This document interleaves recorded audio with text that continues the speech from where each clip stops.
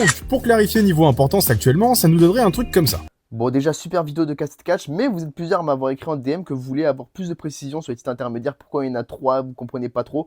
Donc je vais rentrer en détail que cette partie pendant 2 minutes. 30 mars 2020, le monde est confiné, on se fait chier chez nous en dansant comme Jason Derulo, mais il y a AEW qui nous redonne le sourire en annonçant son titre secondaire, le titre TNT qui sera couronné à Double or Nothing. Un tournoi à 8 catcheurs se formant weekly, et la finale était flagrante, Cody qui ne pouvait plus avoir une chance au titre mondial après sa défaite contre Chris Jericho, et Lance Archer, la nouvelle recrue phare de la compagnie. On est le jour J, et Mike Tyson dévoile le design de la ceinture qui n'était pas fini d'être designé, non il y a vraiment pas de blague. Le titre ressemble littéralement à une jante, et c'est Cody qui repart avec l'or, enfin le bout de ferraille. Mais on est en 2022, et nouveau titre intermédiaire, le titre international, un titre représentant le monde entier et se défendant dans les 4 coins du monde. Dis-toi que j'ai vu le titre défendu dans un show à Crystal Palace alors que le champion Orange Cassidy n'était pas du tout prévu dans le show, et depuis l'année dernière, les champions c'était MJF, Will Ospreay, Takeshita et Omega. Donc comment te dire qu'avec des noms comme ça se demandait si c'est pas le calibre d'un titre mondial, ou alors juste la mid-card de la WWE est meilleure que la title picture de la WWE. Et de l'autre côté, le titre TNT il est entre les mains de Daniel Garcia et Adam Cole. Le titre du coup il a bien perdu de l'aura et ça se demandait si c'est pas le catcheur avec le pire physique qui sera désigné champion TNT. Et ce titre en plus il est plus souvent montré à Collision, tandis que l'autre titre international est plus souvent montré à Dynamite. Donc le vrai titre secondaire c'est le titre international maintenant. Mais troisième titre en 2023, le titre continental. Il sera couronné dans la Continental Cup, le J1 Climax de la WWE, des phases de groupe où tout le monde s'affronte avec une grande finale remportée pour la première fois par Eddie Kingston qui a battu Jon Moxley, mais qui perdra le titre rapidement contre la nouvelle recrue arrivée du Japon, Kazuchika Okada. Le titre se défend en solo, mais aussi durant le Continental Cup annuel qui a été remporté en 2024 par Okada, donc qui est toujours champion depuis bientôt 500 jours. C'est littéralement le Emilien des 12 coups de midi. Bon après il s'est fait éliminer aujourd'hui donc c'est pas le bon moment de le dire, mais ce titre il est difficilement plaçable, mais pour moi il est au-dessus du titre TNT mais en dessous du titre continental. Mais pour qu'on arrête d'avoir des doutes, les deux titres international et continental vont être unifiés pour faire le titre unifié, oui pas intercontinental c'est logique, entre Okada Omega à All In qu'on streamera évidemment le 12 juillet sur la chaîne de la loi du catch sur Twitch à 19h. Donc là il n'y a plus aucun doute, le titre unifié sera le seul titre secondaire et le titre TNT, bon au moins ils ont fini le design depuis, sera le titre tertiaire.